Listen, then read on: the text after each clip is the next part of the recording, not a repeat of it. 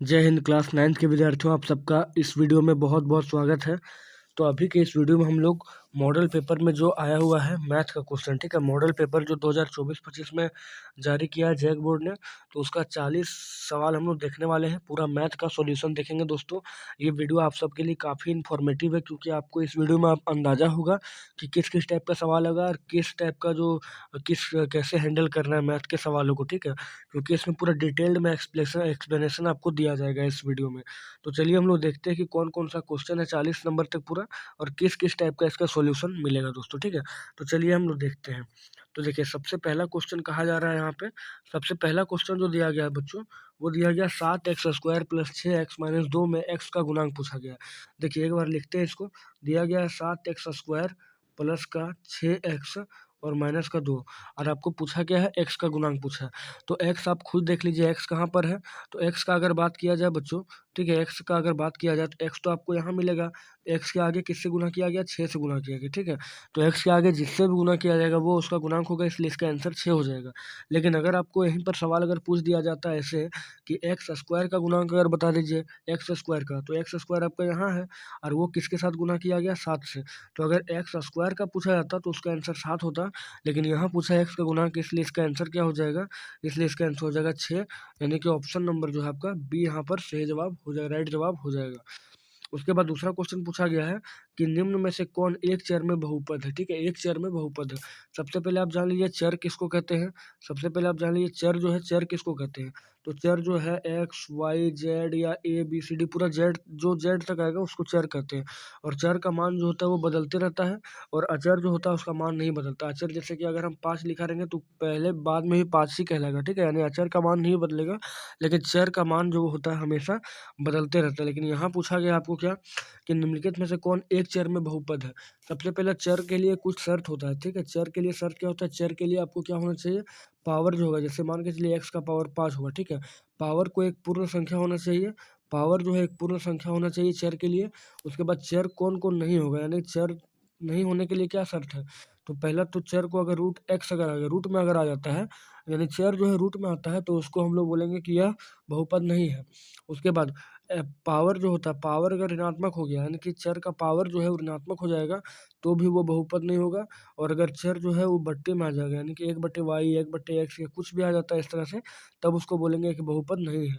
तो आप यहाँ आप देखिए 3√x, रूट एक्स और x√2, देखिए यहाँ पर तो रूट में आ गया, रूट में आ गया, ठीक है, इसलिए ये बहुपद नहीं होगा। फिर यहाँ पर भी रूट में, ये भी नहीं होगा। और यहाँ देखिए 4x² दिया है प्लस √3x दिया है और माइनस का 7, तो यह आपका बहुपद हो जाएगा, ठीक है, क्योंकि यहाँ पे √3 जो है यही आपका इसमें है, रूट में है। 3 जो है रूट में, बाकी x जो है वो रूट में नहीं है, इसलिए 3 का 2 का आंसर जो होगा यहाँ पर सी नंबर बिल्कुल सही जवाब हो जाएगा। आगे हम लोग देखेंगे तीसरा नंबर बोला है x² - 2x + 5 कैसा बहुपद है। तो आप देखिए बोला गया x² माइनस का 2x और प्लस का 5, ठीक है। आप अधिकतम घात अगर देखेंगे तो अधिकतम घात आपको 2 दिखाई देगा, इसलिए हम लोग कह सकते हैं द्विघातीय बहुपद है। और अगर यहाँ पे ऐसा रहता कि x - 5, ठीक है, x - 5, तो ये रैखिक बहुपद होता, क्योंकि इसमें कोई भी घात नहीं है, सिर्फ घात 1 है। तो जब घात 1 रहता है उसको रैखिक बहुपद कहते हैं।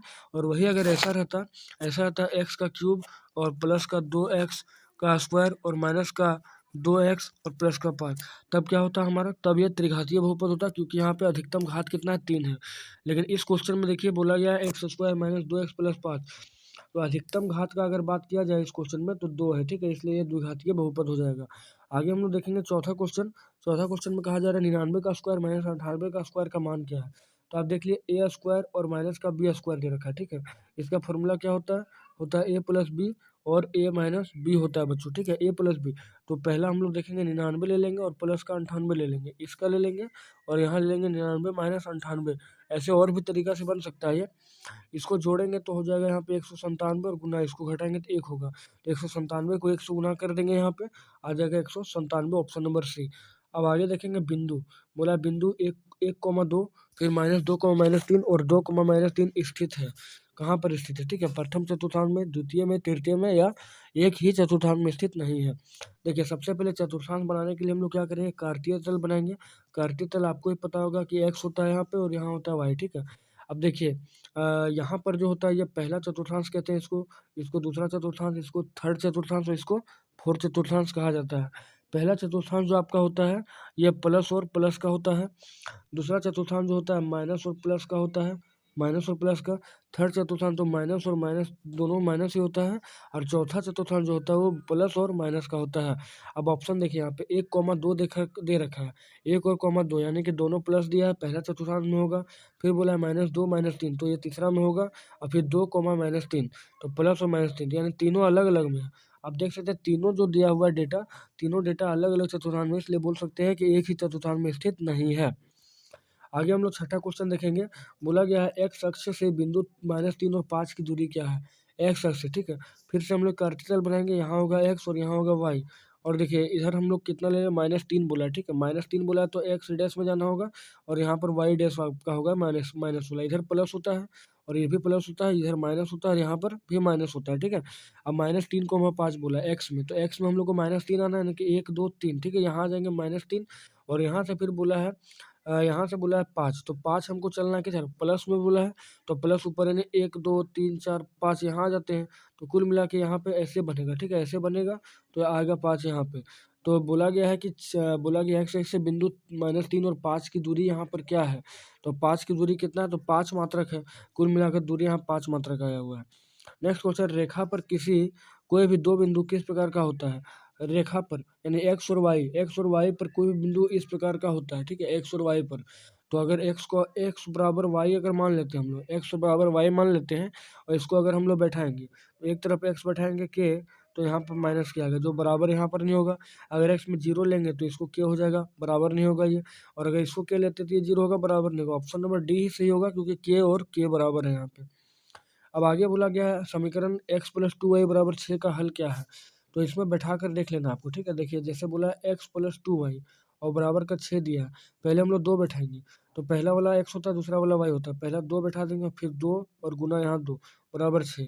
तो देखिए 2 और 2 दूना 4, ये भी 6 आ रहा है, ये भी 6 आ रहा है, ये ऑप्शन सही है। फिर बोला 0,3, 0,3 बोला है, इसको भी बैठा के देखते हैं। तो बोला x + 2y, और बराबर का 6। पहले हम लोग 0 बैठाएंगे, फिर 2 बैठाएंगे, फिर 3 बैठाएंगे, 2 3 6, ये भी संतुष्ट कर रहा है।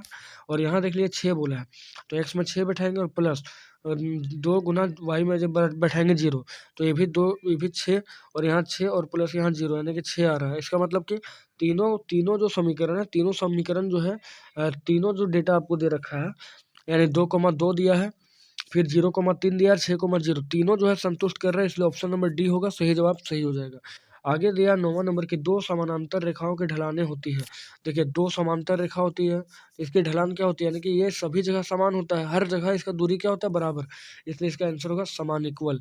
अगला 10वां नंबर देखेंगे कि जिस आयत की सभी भुजाएं बराबर हो उसे क्या कहते हैं। देखिए एक आयत बोला जिसकी सभी भुजा बराबर हो, ठीक है, सभी भुजा, चारों भुजा आपस में क्या हो, बराबर हो, तो उसके बाद क्या कहते हैं, स्क्वायर कहते हैं, यानी वर्ग। ऑप्शन नंबर सी सही होगा। उसके बाद 11वां नंबर बोला गया वह कोण जो 180 डिग्री से अधिक तथा 360 डिग्री से कम हो, ठीक है। वह कोण जो 180 डिग्री से अधिक और 360 डिग्री से कम हो उसे क्या कहते हैं, तो उसे कहा जाता है प्रतिवर्ती कोण। देखिए एक से लेकर अगर 89 तक का अगर बात करें, 89 तक का, तो वो क्या होता है, न्यून कोण होता है। फिर 90 डिग्री जो होता है वो सम कोण होता है। और 90 से लेके 189 तक का बात करें, 179 तक का बात करें तो वो अधिक कोण होता है। और 180 डिग्री जो होता है बच्चों, 180 डिग्री जो होता है उसको कहते हैं हम लोग रिजु कोण, ठीक है, उसको रिजु कोण कहते हैं। और संपूरक कोण भी इसको कहा जाता है। वहीं अगर बात करें 180 डिग्री से लेके 180 डिग्री से ज़्यादा और 360 डिग्री से कम हो तो उसे प्रतिवर्ती कोण कहेंगे। अब हम लोग 13वां नंबर देखने वाले हैं, ये 12वां नंबर देखने वाले हैं कि उस कोण के माप क्या है जो अपने संपूरक कोण से आधा हो। वह कोण का माप क्या है जो अपने संपूरक कोण से आधा हो। संपूरक किसको कहते हैं, तो संपूरक होता है 180 डिग्री, ठीक है। अब यहाँ बोला गया है कि वह कोण जो वह उस कोण के माप क्या है जो अपने संपूरक कोण का आधा हो, संपूरक कोण का आधा हो, देखिए, ठीक है।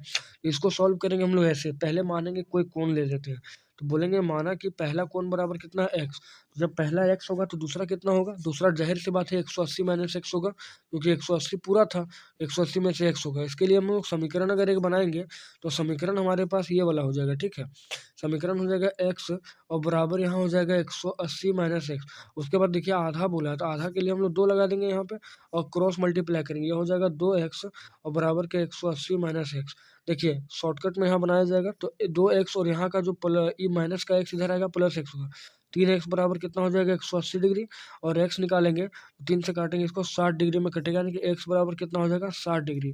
यही ऑप्शन सही होगा, यानी कि 12 का सी नंबर सही जवाब रहेगा। 13वां क्वेश्चन पूछा गया है कि दो सर्वांगसम आकृति क्या होती है। दो सर्वांगसम आकृति क्या होती है, तो दो सर्वांगसम आकृति हमेशा क्या होती है, समान होती है। अगला क्वेश्चन है, यदि त्रिभुज ए बी सी समरूप त्रिभुज पी क्यू आर है। देखिए बोला गया त्रिभुज क्या है, ए बी सी, ठीक है, और सर्वांगसम बोला गया है ये त्रिभुज पी क्यू आर का। तो बोला पी आर किसके बराबर होगा, तो जब दो त्रिभुज सर्वांग में सर्वांगसम होता है उसका संगत भुजा जो होता है वो बराबर होता है। देखिए अगर हम लोग लेंगे ए बी, ठीक है, अगर हम लोग लेंगे ए बी तो वो होगा पी क्यू के बराबर, अगर लेंगे बी सी तो वो होगा क्यू आर के बराबर, और यहाँ पी आर दे दिया मतलब पी और आर बराबर दिया है, तो यहाँ क्या होगा ए और सी क्या हो जाएगा बराबर, यानी ऑप्शन नंबर आपका ए ही सही होगा। उसके बाद 15 नंबर क्वेश्चन देखेंगे, बोला गया यदि एक चतुर्भुज के कोण 3, 1, 6, 5 के अनुपात में है तो एक चतुर्भुज का सबसे छोटा कोण का माप क्या होगा। देखिए एक चतुर्भुज बनाते हैं हम लोग, ठीक है, एक चतुर्भुज बना लेते हैं, और यहाँ दिया 3, यहाँ दिया 1, यहाँ दिया 6 और यहाँ दिया 5, तो सबको हम लोग x मानेंगे, ठीक है, यानी कि 3x मान लेंगे, प्लस का फिर 1x मानेंगे, प्लस का 5x मानेंगे और प्लस का 6x मानेंगे, और बराबर कितना होगा, चतुर्भुज के चारों कोनों का माप होता है 360 डिग्री, तो 3x और 1x 4x 4, और यहाँ पर दिया 4 और 5, 4 और 5 9, 915, तो 15x बराबर कितना आ गया 360 डिग्री, 15x बराबर यहाँ पर आ गया 360 डिग्री, ठीक है, 15x बराबर आ गया 360 डिग्री, तो x का मान कितना होगा, तो देखिए 15 दूना 30 बचा 6, 15 64, x बराबर आ गया 24 डिग्री। अब यहाँ आपको पूछा है x बराबर 24 तो आ गया, लेकिन पूछा है सबसे छोटा का मान क्या है, सबसे छोटा का मान, तो आप देखिए सबसे छोटा कितना था, 1x था, यानी कि x बराबर 1, तो 24 को अगर 1 से गुना करेंगे 24 डिग्री होगा। अगर यहाँ पर पूछा था सबसे बड़ा, तो सबसे बड़ा 6x था, तो यानी कि 6 गुना 24, ठीक है, 6 गुना 24 जितना आता है वही होता है, लेकिन सबसे छोटा पूछा है इसलिए यहाँ पर क्या हो जाएगा 24 डिग्री। अब हम लोग नेक्स्ट क्वेश्चन देखेंगे 16वां नंबर, 16वां नंबर दोस्तों, ठीक है, 16वां नंबर बोला गया है कि यदि एक समांतर चतुर्भुज में ए बी सी डी में कोण डी बराबर 125 डिग्री हो तो कोण ए का मान क्या होगा। समांतर चतुर्भुज कौन होता है, ऐसे हम लोग बनाते हैं समांतर चतुर्भुज को, जिसमें आमने सामने का कोण क्या होता है, बराबर होता है, ठीक है, जैसे मान के चलते हैं ए है, बी है, सी है, डी है, तो डी देखिए डी दे दिया आपको 125 डिग्री, अगर ये 125 डिग्री है तो जाहिर सी बात है बी भी क्या होगा 125 डिग्री, क्योंकि आमने सामने कोण बराबर है। और एक नियम इसमें है दोस्तों कि इस संगत वाला सामने वाला जो कोण होता है, जैसे ये 125 हुआ तो यहाँ जो कोण होगा वो इन दोनों कोण को मिल के 180 डिग्री होना चाहिए, ये नियम है, ठीक है। तो जब 125 दे रखा है, ये तो 125 दे रखा है, तो 180 और माइनस 125 कर देंगे कितना आ जाएगा 55 डिग्री, और 55 डिग्री इसका राइट आंसर होगा, यानी ऑप्शन नंबर सी। 17वां क्वेश्चन बोला गया दो समांतर चतुर्भुज बराबर आधारों पर और एक ही समांतर चतुर्भुज के बीच स्थित हो तो उन क्षेत्रफलों का अनुपात क्या होता है। यानी एक आपका समांतर चतुर्भुज बनाया गया है, ठीक है, और फिर एक और समांतर चतुर्भुज यहाँ से बनाया गया है, तो दोनों का जो यहाँ क्षेत्रफल होगा वो क्या होगा 1:1 के आसपास होगा, यानी दोनों क्षेत्रफल क्या होगा बराबर होगा, ऑप्शन नंबर बी सही रहेगा। उसके बाद बोला गया 18वां क्वेश्चन की वृत्तखंड। 18वां क्वेश्चन कहा गया कि वृत्तखंड एक चाप तथा खाली स्थान के भाग होता है। देखिए ये बोला गया एक वृत्त, ठीक है, तो वृत्तखंड चाप, चाप किसको कहते हैं दोस्तों, तो चाप देखिए एक चाप हम लोग कहते हैं इसको, ठीक है, चाप ये हो गया, और यहाँ जो आपका है एक वृत्तखंड क्या होता है, वृत्त का एक टुकड़ा, तो ये होता है आपका जीवा, ठीक है, तो यानी कि जीवा आप कह सकते हैं कि वृत्तखंड एक चाप तथा जीवा के बीच का भाग होता है, जीवा के बीच का भाग होता है। अब 19वां क्वेश्चन देखेंगे, वृत्त के एक जीवा की लंबाई 8 सेंटीमीटर है। देखिए एक वृत्त बना हुआ है, इसका एक जीवा लेंगे, जीवा का लंबाई कितना है 8 सेंटीमीटर, ठीक है, 8 सेंटीमीटर है, और इस वृत्त की त्रिज्या 5 सेंटीमीटर है। इसका त्रिज्या कहाँ होता है, तो त्रिज्या ईवला हुआ, ठीक है, त्रिज्या ईवला हुआ, तो ये कितना दिया है आपका 5 सेंटीमीटर दिया है। अब बोला इस जीवा के केंद्र से दूरी है, तो जीवा केंद्र कहाँ होगा, यहाँ होगा, ठीक है, केंद्र से जीवा की दूरी कितना है, यानी कि यहाँ का दूरी पूछा गया है, ठीक है। तो आप ध्यान से देखिए कि बीच में पूरा 8 दे रखा है, तो आधा कितना होगा 4 होगा, आधा 4 होगा। उसके बाद हम लोग यहाँ पाइथागोरस प्रमेय लगा देंगे। देखिए कुल मिला के यहाँ क्या होगा, अगर इसको ए बोले, इसको बी बोले, इसको सी बोले, तो यहाँ क्या हो जाएगा ए सी स्क्वायर बराबर हो जाएगा ए बी स्क्वायर और प्लस का बी सी स्क्वायर। ए सी आपका 5 दे रखा है, और यहाँ ए बी तो निकालना हम लोग को, ए बी का स्क्वायर रख देंगे, और बी सी हम लोग रख देंगे 4 का स्क्वायर, ठीक है। अब देखिए 5 5 यहाँ कितना हो जाएगा 25 हो जाएगा, और बराबर हो जाएगा हम लोग पास ए बी का स्क्वायर और 3 तिया 25 हाँ, यहाँ पर हो जाएगा 4, ठीक है। 4 हो जाएगा, 4 चौक 16 हो जाएगा, 16 हो जाएगा। अब ये 16 इधर आएगा तो माइनस में यहाँ 25 में 16 गया, 9 बचेगा और यहाँ ए बी का स्क्वायर हो जाएगा, ठीक है। ए बी का स्क्वायर हो जाएगा। अब सिर्फ ए बी निकालेंगे तो 9 में रूट चढ़ेगा, तो कुल मिलाकर यहाँ आंसर जो आएगा दोस्तों वो 3 आएगा, यानी 3 सेंटीमीटर। 19 का ऑप्शन नंबर ए बिल्कुल सही जवाब रहेगा। अब आगे देखेंगे हम लोग 20वां नंबर। तो 20वां नंबर बोला अर्धवृत्त का कोण कितना होता है, ठीक है। अर्धवृत्त का कोण जो होता है वो समकोण होता है। अर्धवृत्त का जो कोण होता है वो समकोण होता है। आगे है, यदि ए बी सी एक त्रिभुज की 3 भुजाओं की लंबाई है तो क्या होगा, ठीक है। तो देखिए इसका एक नियम होता है कि 2 भुजा अगर लेंगे, 2 भुजा लेंगे तो तीसरा भुजा से बड़ा होगा, 2 भुजा को जोड़ेंगे। मान के चलिए ए हुआ, बी हुआ, सी हुआ। अगर हम लोग बी सी को अलग करें, ठीक है, तो ए बी और ए सी को जोड़ने के बाद सी से वो बड़ा आएगा, ठीक है। यानी कि ए और बी लेंगे तो वो सी से क्या होगा, बड़ा हो गया। यानी ऑप्शन नंबर आपका ए यहाँ पर सही जवाब रहेगा। नेक्स्ट क्वेश्चन है कोण का समद्विभाजक क्या कहलाता है, ठीक है। कोण का समद्विभाजक, एक कोण ले लेंगे ये बोला, ठीक है। एक हुआ कोण, तो कोण का समद्विभाजक क्या होता है, दोनों को बराबर बराबर भाग में बांटता है, यानी कि कोण को 2 बराबर भागों में बांटता है। उसके बाद देखेंगे 23वां नंबर के बोला 10 सेंटीमीटर भुजा वाले समबाहु त्रिभुज। समबाहु त्रिभुज किसको बोलते हैं, इसके तीनों भुजाएं क्या होती है, बराबर, ठीक है। समबाहु त्रिभुज, तो समबाहु 10 सेंटीमीटर भुजा मान के चलते इसको 10 सेंटीमीटर है। तो परिमाप बोला, परिमाप समबाहु त्रिभुज का परिमाप का फॉर्मूला दोस्तों होता है 3a, ठीक है, 3a। तो 3 गुना 10 कितना हो गया, 30 सेंटीमीटर, यानी ऑप्शन नंबर आपका बी सही जवाब रहेगा। अब आगे 24वां क्वेश्चन बोला गया हीरोन का सूत्र एस में एस क्या होता है। हीरोन का सूत्र जो एस होता है, एस क्या होता है, ठीक है। तो एस दोस्तों जो होता है त्रिभुज का अर्ध परिमाप होता है, ठीक है। त्रिभुज का अर्ध परिमाप होता है एस। हम लोग लिखते हैं ना एस बराबर क्या लिखते हैं, तो लिखते हैं ए प्लस बी प्लस सी और बट्टे का 2 लिखते हैं। तो एस यहाँ पर क्या होता है, त्रिभुज का अर्ध परिमाप होता है, यानी ऑप्शन नंबर जो है सी सही जवाब रहेगा। आगे हम लोग देखेंगे बच्चों, आगे 25वां क्वेश्चन देखने वाले एक घन का किनारा, ठीक है, 10 सेंटीमीटर का पार्श्व पृष्ठीय क्षेत्रफल। तो घन किसको कहते हैं, जैसे पासा, लूडो गोटी खेले आप लोग, उसमें जो पासा होता है, तो घन का सभी भुजा आपस में क्या होता है, यहाँ पर बराबर होता है। और एक होता है घनाभ जिसका एल बी एच तीनों अलग अलग होता है, एल बी एच तीनों अलग होता है। तो यहाँ पर आपको घनाभ का पूछा है, ये सॉरी घन का पूछा है, तो घन का किनारा बोला 10 सेंटीमीटर, 10 सेंटीमीटर बोला, ए बराबर 10 सेंटीमीटर बोला है। तो घन का किनारा जो पार्श्व पृष्ठीय क्षेत्रफल जो होता है 4a स्क्वायर होता है। तो 4 और गुना 10 का स्क्वायर यहाँ पे, ठीक है। तो 4 गुना 10 का स्क्वायर 100 हो जाएगा, यानी 400 आ जाएगा, कुल मिलाकर आंसर 400 सेंटीमीटर स्क्वायर। आगे पूछा गया 26वां नंबर कि वर्ग अंतराल 100 और 120 का वर्ग चिन्ह क्या है। तो वर्ग चिन्ह जब भी निकालना हो दोनों को जोड़ देंगे, निम्न सीमा और ऊपरी सीमा को जोड़ देंगे और बट्टे 2 से भाग देंगे, ठीक है।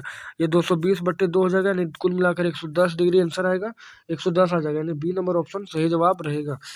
उसके बाद 27वां पूछा गया माध्य।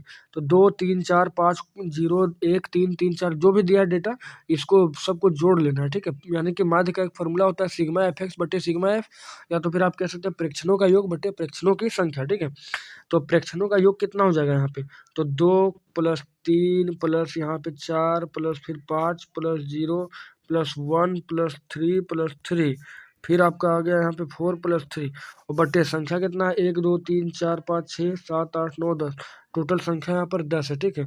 इसको जोड़ लेते हैं, इसको जोड़ने के बाद दोस्तों आएगा 2 3 5 5 और 4 9 9 5 14 14 1 15 15 3 18 18 3 21 21 और 4 25 और 3 28, टोटल आएगा 28 और 28 बट्टे 10 हम लोग निकाल देंगे तो 2.8 इसका आंसर रहेगा, यानी कि ऑप्शन नंबर जो आपका है यहाँ पे 2.8 डी नंबर ऑप्शन सही रहेगा। उसके बाद 28वां नंबर बोला गया आंकड़ों 4 6 8 9 11 का माध्यक यहाँ पर क्या है, माध्यक क्या है, ठीक है। तो देखिए सबसे सिंपल सी बात है, माध्यक में सबसे पहले इसको अरेंज करना पड़ता है। देखिए छोटा से बड़ा अरेंज करते हैं, ठीक है, आरोही से अवरोही। तो इस क्वेश्चन में अरेंज है, अरेंज नहीं रहेगा तो आपको अरेंज करना पड़ेगा। फिर अगर विषम रह गया, ठीक है, अगर विषम संख्या रह गया यहाँ पे तो बीच वाला हम लोग ले लेंगे, और सम होगा तो क्या करेंगे, सम में थोड़ा सा समस्या अभी आपको बता देते हैं। देखिए पहला क्या है यहाँ पे 4 फिर कोमा 6 फिर कोमा 8 फिर कोमा 9 फिर कोमा 11, तो 1 2 3 4 5 है, यानी विषम है। तो एक इधर से काटेंगे, इधर से काटेंगे, इधर से काटेंगे, इधर से, बीच में बच गया 8, तो 8 ही क्या हो जाएगा यहाँ पर सही आंसर, राइट आंसर हो जाएगा।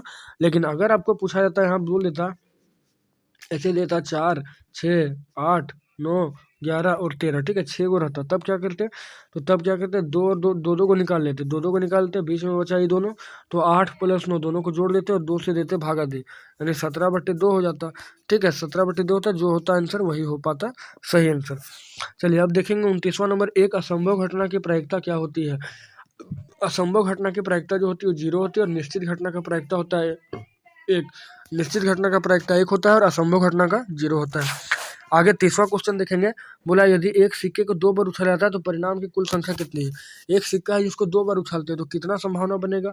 एक सिक्का को 2 बार उछालते हो सकता है हेड हेड आ जाए, एक सिक्का पे हेड या टेल आ सकता है, और टेल और हेड आ सकता है, और वहीं पर टेल और टेल भी आ सकता है। ठीक है, तो कुल मिलाकर 4 परिणाम है, यानी चार परिणाम है इसका। आगे बोला गया निम्न में किसका दशमलव प्रसार शांत होगा। तो दोस्तों शांत देखिए आप यहाँ पर 1/11 है, 9/25 है, 3/13, इनमें से कोई नहीं। इसको भागा भी दे सकते हैं, लेकिन एक ट्रिक भी है दोस्तों। ट्रिक ये है कि जैसे मान के चलिए किसी का हर में 2 का पावर n और 5 का पावर n अगर आ जाता है तो क्या हो जाएगा, शांत हो जाएगा। ठीक है, तो देखिए यहाँ पर 1/11, 11 में तो 2 का पावर n और 5 का पावर n नहीं आएगा, लेकिन आपका 9/25 में पक्का आएगा। ठीक है, 9/25 में देखिए 5 का पावर n आएगा ना, 5 का पावर आ रहा है। तो अगर 2 और 5 दोनों मिला के भी रहता है, या 5 अकेले रहता है, या 2 अकेले रहता है, तो भी ये क्या होगा, शांत प्रसार होगा। ठीक है, शांत प्रसार होगा, यानी ऑप्शन नंबर जो आपका है बी सही जवाब रहेगा। आगे 32वां क्वेश्चन है कि बहुपद 3x-2 का शून्य क्या है। 3x-2, ठीक है, 3x-2 और शून्य निकालने के लिए क्या करेंगे, 0 लगाएंगे। 3x को यहीं रहने देते हैं, माइनस का 2 इधर जाएगा, प्लस का 2 इधर बनेगा, और x बराबर क्या हो जाएगा, 2/, यहाँ पर 3, 2/3 जो है आपका सही आंसर यहाँ पर हो जाएगा, यानी कि 2/3 सी नंबर। उसके बाद पूछा गया 33वां नंबर। 33वां नंबर 6x² + 5x-6 का गुणनखंड क्या है। तो इसको सॉल्व करते हैं। देखिए बोला गया 6x² और प्लस का 5x और माइनस का 6। ठीक है, देखिए a और c को गुना करना है, 36 आ जाएगा, 36 और बीच का 5 है, तो 5 को ऐसा तोड़ेंगे कि 36 भी आ जाना चाहिए और 5 भी आ जाना चाहिए, टूट जाएगा। 6x² और प्लस का हम लोग क्या कर लेंगे, 9x ले लेंगे, और माइनस का 4x ले लेंगे, और माइनस का 6 लेंगे, फिर कॉमन निकालेंगे। दोस्तों देखिए 2 पेयर बनाएंगे और कॉमन निकालेंगे। कॉमन यहाँ पर क्या होगा, 3x होगा। ठीक है, 3x कॉमन लेंगे, इधर बचेगा आपका 2x, और यहाँ पर बचेगा 3, और फिर यहाँ माइनस 4 को कॉमन ले लेंगे, ये 2 को कॉमन ले लेंगे, तो बचेगा x और प्लस का 3। अब देखिए बीच वाले पद को हम लोग को उठा लेना है। ठीक है, ये 3x-2 और 2x + 3, इसको ध्यान रखना, 3x-2 था, 3x-2 था, और 2x प्लस का 3 था। ठीक है, तो आप देख लीजिए 3x-2 और 2x + 3 कौन सा ऑप्शन में है, 3x-2 और 2x + 3। तो 33 का जो सही आंसर यहाँ पर होने वाला है वो बी हो जाएगा। ठीक है, 3x-2 था और 2x + 3 था, बी नंबर। चलिए 33 क्वेश्चन तक तो हम लोग देख लिए। 34वां क्वेश्चन है निर्देशांक -2 और 4 का भुज क्या है। देखिए -2 दिया और 4 दिया, इसका भुज पूछा है। तो भुज जो होता है वो x अक्ष का होता है, और एक पूछा था आपको कोटि, हो सकता है आगे कोटि पूछ दे, कोटि y का होता है। पहला जो हम लोग लेते हैं वो x लेते हैं, यानी कि भुज का लेते हैं, x अक्ष का। तो -2 यहाँ पर क्या हो गया, भुज हो गया। वहीं अगर कोटि का बात किया जाता, अगर कोटि का बात किया जाता तो वो 4 हो जाता है यहाँ पे। ठीक है, भुज का बात किया तो -2 हो जाएगा। अब आगे देखेंगे, बोला है यदि 3,4 समीकरण 3x बराबर y बराबर ax + 7 पर स्थित हो तो a का मान क्या होगा। देखिए इसको लिख लेते हैं, 3y बराबर दिया हम लोग को ax + का 7 दे रखा है। ठीक है, 7 दे रखा है, पहला मान, अब 3 और 4 मान दिया है, तो पहला मान x का होता है, दूसरा मान y का होता है, तो 3 गुना हम लोग 4 बैठाएंगे क्योंकि y दिया है, और a गुना 3 और जोड़ 7, यानी कितना हो गया 12, और बराबर का 3a + 7, ये 7 इधर जाएगा तो 12 में से 7 घटेगा, बचेगा 5, और बराबर का 3a, यानी कि a बराबर कितना हो जाएगा, तो 5/3 सही आंसर यहाँ पर होगा, a बराबर 5/3, यानी कि सी नंबर सही रहेगा। आगे 36वां क्वेश्चन देखेंगे। 36वां क्वेश्चन जो कहा गया 55 डिग्री का पूरक कोण क्या है। तो पूरक कोण कितना होता है, 90 डिग्री। ठीक है, 90 में से 55 घटा देंगे, बचेगा कितना, 10 में से 5 गया 5, और यहाँ बचा 8, 8 में से 5 गया 3, 35 डिग्री सही आंसर हो जाएगा। ठीक है, पूरक का बात करेगा तो 90 लेंगे, और संपूरक का बात करेंगे तो 180 लेंगे। अगर पूछा था 55 डिग्री का संपूरक कितना है, तो 180 में से हम लोग 55 घटा देते, जितना आता वही क्या होता, संपूरक कोण हो जाता।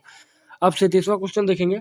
बोला है त्रिभुज ए बी सी में ए बी बराबर बी सी और कोण बी 70 डिग्री, तो कोण ए का मान यहाँ पर क्या हो जाएगा। देखिए एक त्रिभुज बनाते हैं हम लोग, एक त्रिभुज बनाते हैं ए बी और सी। देखिए क्या बोला है, ए बी बराबर बी सी। ठीक है, इसके बराबर में इसको दे रखा है, और कोण बी जो दिया है वो 70 डिग्री दे रखा है, कोण बी जो है वो 70 डिग्री दे रखा है। ठीक है, तब क्या बोलेगा, तब यहाँ पर कोण ए का मान बोला है क्या होगा। देखिए एक बात क्या होगा कि यहाँ आमने सामने का जो भुजा होता है ना वो बराबर होता है, लेकिन ए बी के सामने का जो कोण लेंगे वो बराबर होगा 70, और यहाँ सी के सामने का कोण लेंगे, यानी कि बी सी के सामने का कोण लेंगे तो क्या होगा ए। ठीक है, कुल मिलाकर आपको पता है 180 डिग्री होता है, तो 180 डिग्री होता है त्रिभुज के तीनों कोण, 180 में से 70 यहाँ घटा देंगे, बचेगा 110 डिग्री, और जब दोनों बराबर हुआ है तो इसको 2 से डिवाइड करेंगे, कितना आ जाएगा, 55 डिग्री आ जाएगा, यानी कि सही आंसर जो होगा 38 का, कितना 37 का, 37 का होगा सी 55 डिग्री। अब 38वां बोला एक चतुर्भुज के तीनों कोण 75, 90 और 75, जिसका चौथा कोण क्या होगा। चतुर्भुज के चारों कोण चारों कोणों का मान कितना होता है, 360 डिग्री होता है। 3 कोण दे रखा है 75, 90, 75, यानी 75 और 75 150, और 150 और प्लस कितना हो गया 90, 240 हो गया। 240 हो गया, 240, ठीक है। 240 और प्लस का अगर हम लोग 120 जोड़ देंगे तो यहाँ 360 हो जाएगा। यानी ऑप्शन नंबर जो है आपका यहाँ पे डी सही हो जाएगा। अब उसके बाद बोला आंकड़े दिया है इतना का बारंबारता क्या, 5 की बारंबारता, यानी 5 कितना बार आया हुआ है, 5 जितना बार आया वही इसका सही आंसर हो जाएगा। देखिए 5 एक बार, 2 बार, 3 बार, 4, 5, 6, 7, 7 बार आया हुआ है, ठीक है। यानी कि 39 का कितना हो जाएगा, तो 39 का हो जाएगा सही आंसर जो होगा 39 का, वो 39 का हो जाएगा आपका ए नंबर, ठीक है। 39 का हो जाएगा ए नंबर 7। उसके बाद 40वां है, एक सिक्के को 100 बार उछालने पर 60 बार प्राप्त होता है। पट जो है 60 बार प्राप्त होता है, यानी एक सिक्का इसको 100 बार उछाले हैं तो 60 बार हमको क्या मिला, पट मिला, ठीक है। तो चित कितना बार मिलेगा, चित हमको मिलेगा 40 बार। 40 बार हमको क्या मिलेगा, चित मिलेगा। अब चित की प्रायिकता बोला है तो चित की प्रायिकता बोलेगा यानी पी और चित का, ठीक है। पी चित का बोला है तो 40 बट्टे कितना हो जाएगा 100, यानी कि नंबर ऑफ इवेंट बट्टे नंबर ऑफ सैंपल स्पेस, यही निकलता है न, प्रतिदर समष्टि। तो 40 बट्टे 100 हो जाएगा, यानी कि ऑप्शन नंबर बी जो है 40 का वो सही होगा। तो दोस्तों आज हम लोग देख लिए पूरा मैथ का सॉल्यूशन। आशा करते हैं दोस्तों आप सभी को वीडियो बहुत ही अच्छा लगा। जरूर कमेंट करके बताएं कि वीडियो कैसा लगा। अगर कुछ सीखे हैं आप, कुछ समझने आपको आया है तो जरूर चैनल को सब्सक्राइब कीजिए और दोस्तों को जरूर शेयर कीजिए बच्चों, क्योंकि बहुत ही मेहनत लगता है वीडियो बनाने में। आपको पूरा डिटेल में सॉल्यूशन दिए हैं ताकि आपको कोई भी प्रॉब्लम यहाँ से नहीं हो, ठीक है। और चलिए इसी तरह के अच्छे वीडियो पाने के लिए हमारे चैनल को सब्सक्राइब करें। और 29 तारीख का जो आपका 29 और 30 को जो एग्ज़ाम है उसके लिए एक से एक वीडियो आएगा दोस्तों, सभी सब्जेक्ट का। इंग्लिश का वीडियो का आपने बहुत प्यार दिया है और आपको बहुत जल्द हम इंग्लिश का वीडियो प्रोवाइड करने वाले हैं, कम से कम 10 से 12 वीडियो, ठीक है। अगर आप उतना देख लेते हैं तो आपका एग्जाम में A+ तो आपको कोई नहीं रोकेगा बच्चों। तो चलिए हम लोग मिलते हैं आपसे एक नेक्स्ट वीडियो में। और एक ज़रूरी सूचना कि सारा सब्जेक्ट का प्लेलिस्ट बना हुआ है, आप उसको चेक करें और पूरा रिविजन कर लें। तो चलिए मिलते हैं बच्चों नेक्स्ट वीडियो में। तब तक जय हिंद, जय भारत, और अपना बहुत ख्याल रखिए और एग्जाम का तैयारी अच्छे से कीजिए। Love you, bye bye.